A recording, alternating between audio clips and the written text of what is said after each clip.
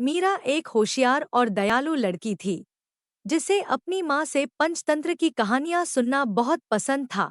हर कहानी उसे एक नया सबक सिखाती और वह खुद को उन कहानियों के चतुर नायकों की जगह पर कल्पना करती थी। एक दिन दोपहर में मीरा को मंदिर के पास एक तोता मिला जिसका पंख घायल था। उसे तोते पर दया आ गई। वह उसे घर ले आई, उसका नाम मिट्ठू रखा और उसकी देखभाल करने लगी। धीरे धीरे मिट्ठू ठीक हो गया और मीरा का सबसे अच्छा दोस्त बन गया। वह बोलने की नकल करता और छोटे छोटे करतब भी दिखाता। एक शाम मीरा ने मंदिर के पास दो चोरों को आपस में फुसफुसाते हुए सुना। आज रात हम मंदिर के सोने के गहने चुरा लेंगे, एक चोर बोला। मीरा का दिल तेजी से धड़कने लगा, लेकिन उसने चुपचाप ध्यान से उनकी बात सुनी। घर पहुंचकर मीरा ने सोचा कि क्या किया जाए। तभी उसे अपनी माँ की सुनाई हुई एक कहानी याद आई, कौवे और सांप की कहानी। जंगल में दो कौवों का घोंसला एक सांप के बिल के पास था। वह सांप उनके अंडे खा जाता था। कौवे उससे लड़ नहीं सकते थे, इसलिए उन्होंने एक चालाक योजना बनाई। उन्होंने राजा के महल से एक सोने की माला चुराई और उसे सांप के बिल के पास गिरा दिया।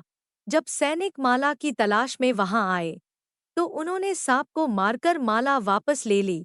इस तरह कौवों ने बिना लड़ाई के अपने दुश्मन को हरा दिया। इस कहानी से मीरा को एक विचार आया। उसने मिट्ठू से कहा, जिस तरह कौवों ने चालाकी से सांप को हराया, हम भी चोरों को हरा सकते हैं, लेकिन इसके लिए तुम्हारी मदद चाहिए, मिट्ठू। रात में जब चोर मंदिर से सोने के गहने चुरा रहे थे, मिट्ठू चुपचाप उड़कर अंदर गया। चोर अपने काम में इतने व्यस्त थे कि उन्होंने ध्यान ही नहीं दिया जब मिट्ठू ने एक चमकती हुई सोने की बाली उठाई और उड़ गया। अगली सुबह जब गांव का मुखिया लोगों को संबोधित कर रहा था, तभी मिट्ठू वहां आया और जोर जोर से चिल्लाने लगा, चोर, चोर मंदिर में। गांव के मुखिया ने मिट्ठू द्वारा गिराई गई सोने की बाली उठाई और कहा, यह मंदिर की बाली है, जरूर कुछ गड़बड़ है। गांव वाले तुरंत मंदिर पहुंचे और चोरों को रंगे हाथों पकड़ लिया।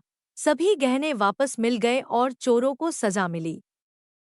जब मीरा ने अपनी माँ को यह सब बताया, तो वह आश्चर्यचकित रह गई।